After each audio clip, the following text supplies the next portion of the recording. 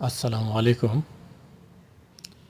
আজকে যে কাজটি চলতেছে, বাথটবটার পানি ধরে রাখতো না, পানি ছেড়ে দিত। পাইপটা লিক ছিল এবং পানি নিচের ফ্লোরে পড়তো, এই জন্য এখানে ভেঙে সেটা ঠিক করার পরে টাইলস লাগানো হচ্ছে। এখানে যা কাজ হয় মোটামুটি বলা যায় 2 নম্বরই কাজ।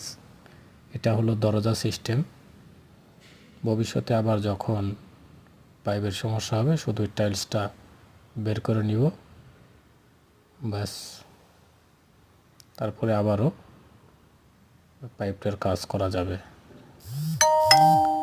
এখানে এরকমই ছোট ছোট কাজ চলে আমাদের এই কোম্পানিতে, যেহেতু মেনটেন্যান্স কোম্পানি।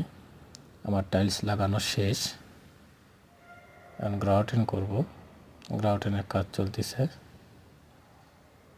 গ্রাউটিং করার পরে পরিষ্কার করে দেব, বাস আমার কাজ শেষ। ভাই, আমি নতুন মানুষ, তেমন গুছিয়ে কথা বলতে পারি না।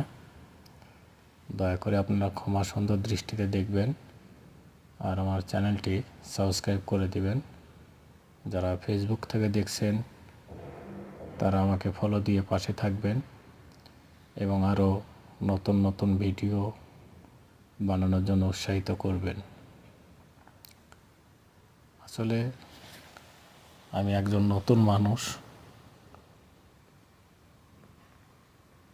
তেমন ভালোভাবে কথা বলতে পারি না, গুছিয়ে আর কি। আপনারা দেখতে থাকুন, ইনশাল্লাহ প্রতিদিন একটা না একটা কাজের ভিডিও দিব আমি।